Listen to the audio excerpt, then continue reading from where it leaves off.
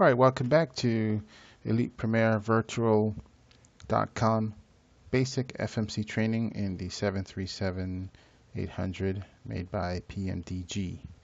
Okay, all right, we'll jump right in and pick up where we left off. On part 2, we had just finished examining our route in the FMC that we did via the legs page and stepping through the entire route to make sure that everything looked nice and smooth. Okay. All right. So after we've established that, we're going to click on our route page, and we're going to next page, because in our route called for a jet route to be placed in there. You don't place your jet routes in the legs page. You place your jet routes in the route page. Okay, so if any time you see in your flight plan you have jet routes, all right, place them in your route page, and in the flight plan it went Winco to Winco, then to J43, then label. So if you follow it that way, okay, Winco 2 over to Winco, then go back here, J43 should be right here, because then next comes label. Right, so in your scratch pad, J43, and we'll put it right here. Alright, so now that basically completes our routing, and we want to click activate and execute. Okay, and if you notice that there was a blue perforated line showing our route has now turned to magenta. Alright, and you can confirm that again by going to the legs page.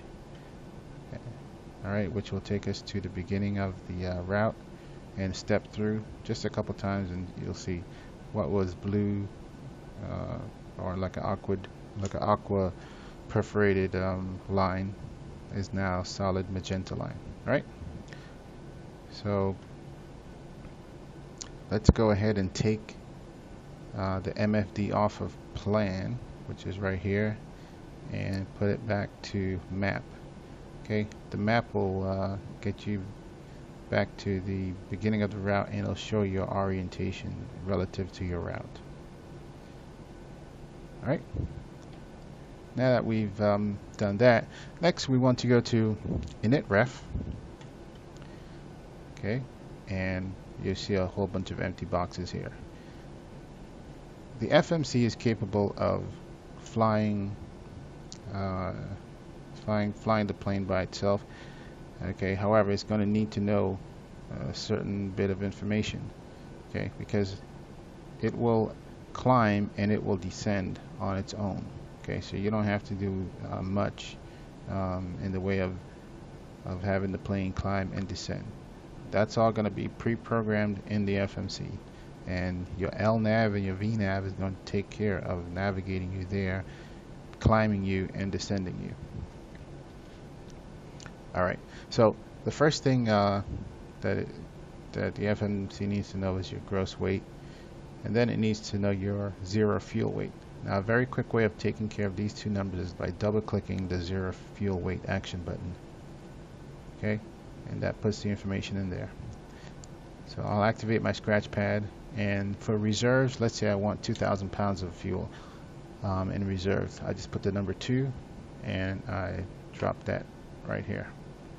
Cost index, let's talk about that for a second. Cost index, think of that as your gas pedal in your car. Okay, you can floor your pedal, okay, and you'll be using up a lot of gas to get where you're going. Or you could, be a little bit more conservative and press it down maybe quarter of the way, half the way, okay, and you won't be using up so much gas to get where you need to go. So think of the cost index as just that, your gas pedal. All right, how fast do you want to get there, and how much fuel do you want to use to get there. I happen to know Southwest, their cost index is 34. So they're pushing their gas pedal down about 34% to get where they need to go. So that's what we're going to enter here. 34, and we're going to drop it right into cost index. Next, we're going to look to the top right, and we need to enter in our cruise altitude. Okay, our cruise altitude today is going to be flight level 220. So all you have to do is drop 220 in your scratch pad and drop it in here.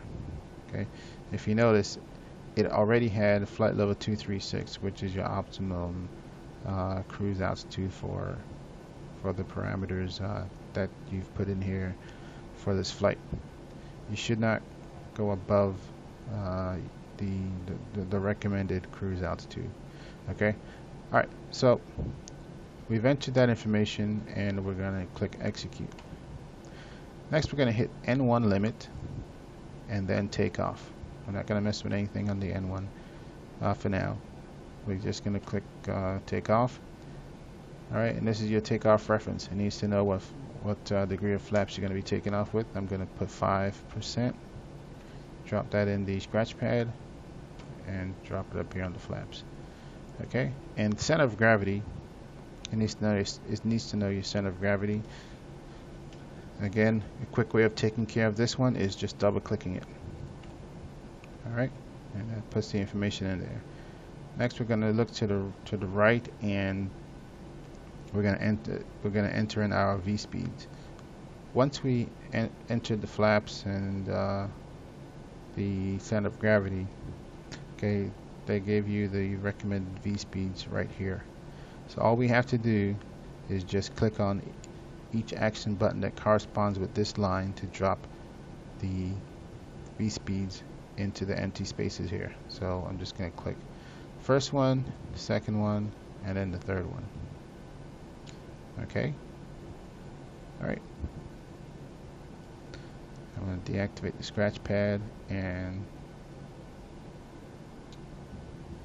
okay, that should be it as far as programming the FMC with the basic information that you need to get your flight off the ground and to the destination airport. Okay. Alright, I like to activate my TCAS, so I'm going to look down to the transponder, and this white knob here, I'm going to right click on it so it can go all the way over to TARA, which is the last selection here. Okay, now I'm going to take it back off just to show you that on your MFD it says TCAS off. For those of you who don't know what TCAS is, that's your traffic collision avoidance system. So if there was another aircraft that you were on a possible collision course with, your TCAS would warn you either to climb or descend or to take some other action until the conflict was over. Okay, so I'll go ahead and put back on my TCAS. That's part one of putting it on. Second part of getting it to completely work for you is you're going to look back at the knob which changed the range on your MFD. This serves two functions. It changes the range, but it also puts on the traffic option here for your TCAS. So see where it says TA only. When I click TFC here in the middle, okay, now my TCAS is fully operational. Okay, so I've got TFC, T, and TA only. That's what you need to see. You've got the range rings, okay, around here that will help you out if you see a diamond somewhere in here that's going to represent another aircraft. Alright, so let's take the MFD down, and we're going to go over to your MCP, and we're going to enter in our cruise altitude, which is flight level 220. So I'm just right clicking on this knob here and the numbers are rolling over.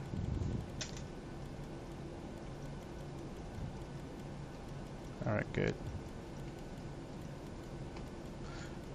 Here we are at flight level 220. Alright, let's go back here to the left and turn on your captain's flight director, and all the way over here to the right we'll turn on the co-pilot's flight director as well. We're going to arm the auto throttle here. Okay, great. Okay, so for now we're going to let's see, turn on our lights. Oh, and also to pressurize the cabin. So let's first zoom in here and we'll turn on the strobe light, turn on these other lights here. Okay, and right in this section here in the overhead panel we'll put that to flight level 220. We'll appropriately pressurize the cabin. Okay. Alright, let's look back at the dash here, and at this time we're going to start to taxi out to the runway 26 left. I'll also put down some flaps, 3 clicks on the flaps will get me to the 5%, which that's going to be F7, so I'll just click F7 to incrementally move my flaps down. So I hit it 3 times. Alright, so let's go ahead and taxi out to the runway, and we're going to leave it right here, and we'll be back with part 4 of Elite Premier Virtual FMC training for the 737-800 made by PMDG. Again, if you like what you hear and if you like what you're seeing, visit us at elitepremiervirtual.com, elitepremiervirtual.com, and that information should be popping up right about now somewhere on the screen. Alright, so we'll see you in part 4.